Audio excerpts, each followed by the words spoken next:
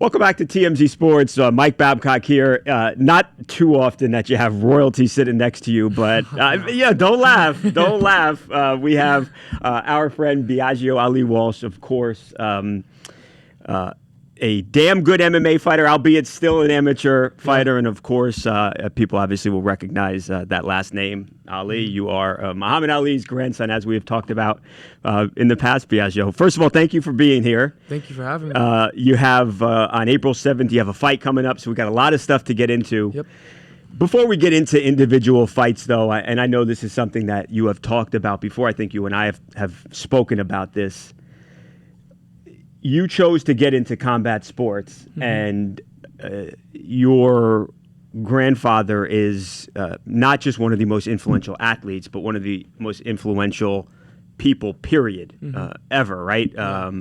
The absolute greatest. And you are doing a little bit different of a sport. Obviously, we're talking combat, boxing versus MMA, but still combat sports. A lot of people would say, hey, that's crazy to get into what your grandpa, to get into the line of work when your grandfather was who he was. Yeah, anyone stepping into a cage or a ring, I think they got to be a little bit crazy, Well, you got to be, period. No matter who your dad, mom, grandpa, grandma is, doesn't matter. To do that, to step in a ring or cage, you got to have a little bit of a craziness, I'd say. Yeah. But what about the pressure? I mean, it's Michael Jordan's kids getting into basketball. Yeah. I mean, it's like that. Was there trepidation? Do you feel a lot of pressure on your shoulders? Because if you go out there and suck, I mean, that's not what people are expecting out of you. Yeah, no, the pressure is going to always be there. Obviously, since that I'm now participating in a combat sport, I think maybe the pressure elevated a little bit. Yeah. But I had that pressure when I was playing football. Everyone, Muhammad Ali's grandson, Right. Could he do this? Could he do that? Any sport that I play, me and my brother both, we would still have that pressure just because of who we're related to. Right. But now that my brother's boxing and I'm fighting in MMA, the pressure's kind of elevated. But it's just, I think what's more important is just dealing with that pressure. And how do you deal with the pressure? I kind of just go with the flow. Luckily in high school I was introduced to a lot of media attention in high school, and I think it prepared me a lot for like right now. Just being able to sit here and talk to you in front of all these cameras and microphones and whatnot.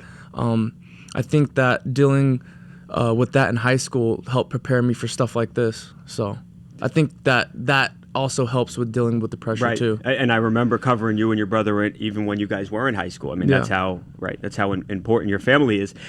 Did you ever think about not doing this because of the pressure, because of the expectations, or did you say, hey, I want to be a fighter and I'm going to be a fighter, and doesn't matter what my last name is? Yeah, no, I never thought, I'm not going to do this because of the pressure, because you only have one life.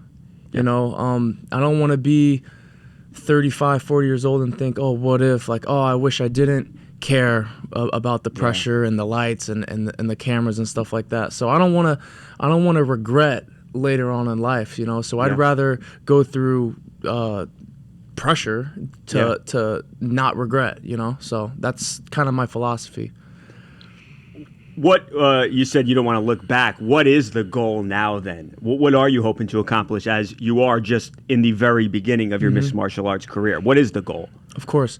As a fighter, the goal is to win. Yeah. That's a given. But the ultimate goal for me is I just want to help people. I want to be a great inspiration for people. I want to help people push their boundaries and understand that impossible is nothing, just like my grandfather said. I want to help inspire people. My grandfather, they said he was the people's champ, and he really was the people's champ. He was so influential in the stuff that he did outside of the ring. And my ultimate goal is to be that inspirational, influential figure. Wow. Obviously, it's a given, as a fighter that you want to win, Right. and obviously, winning is important in order to meet the credentials Sure. as a great fighter. But the ultimate goal is to inspire. That's my ultimate goal. It sounds like you're more inspired by your grandfather and what he did outside of the ring than necessarily inside of the 1,000%. ropes. 1,000%. And obviously, he was a tremendous fighter. Like he had the mindset, he had the charisma, the speed. Yeah. He had the fight IQ. He had all of that stuff as a fighter. But the biggest thing I take away from him is what he did outside of the ring. Right. Yeah. You're right. You hear people. There are a lot of great athletes who have accomplished a hell of a lot in their respective sports. But when you hear people talk about your grandfather, especially people who lived during that time, and how important he still is to people, it's actually pretty incredible. 100%. As far as the stuff inside of the cage, is it being champion, winning a few fights, turning pro? I mean, what do you want to do? What is the plan? Sort of putting the very important outside of the cage stuff. Of course. Aside. Yeah. So right now, I'm an amateur. Yeah. So I'm gonna get as many amateur fights as I feel and my coach feels that I'm ready to turn pro. Then once I turn pro, I'm gonna keep fighting and I'm gonna keep wanting to win. And then who knows? I know at some point in my life I'm gonna have that gold belt. I just don't know when or how I'll get there, but I just know it'll happen. And I'm a firm believer in the law of attraction. If you know something, you know it. You don't have to know how or when it'll happen. You just got to know it and do all the right things to get that end result. Right. So that's what I'm doing. I ultimately want to become a champion, a world champion, especially in the PFL, and have that belt and win $1 million. That sounds pretty nice. You ain't kidding. So.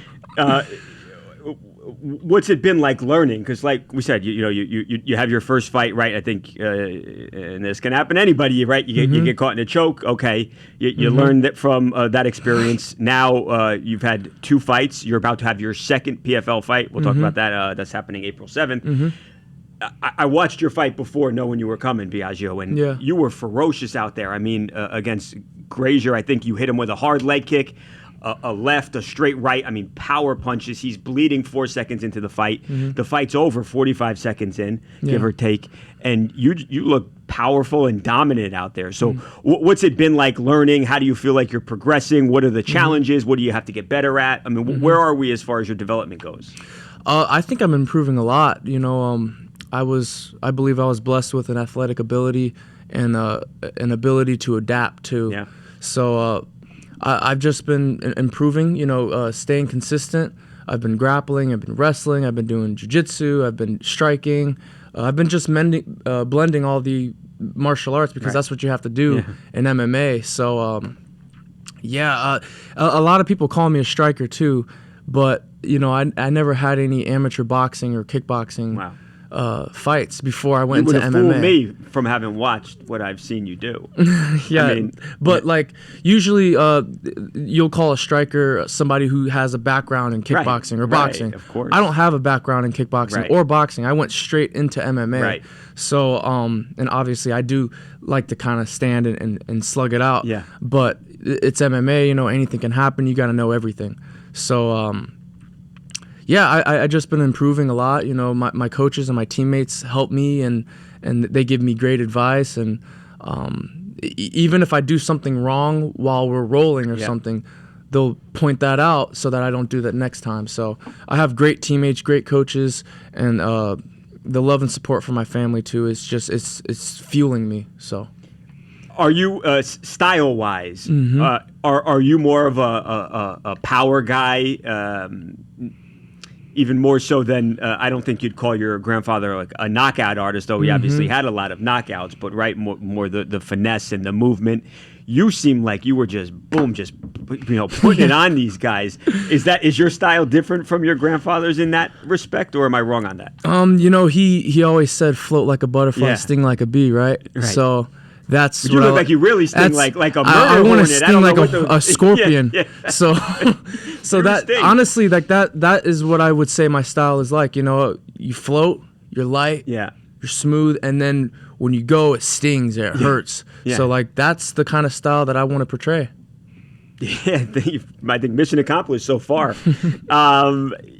What would your grandfather have said about MMA? MMA wasn't around. Obviously, it's a newer sport than boxing. Yeah. I think you have some boxing purists who, for some reason, they're anti-MMA.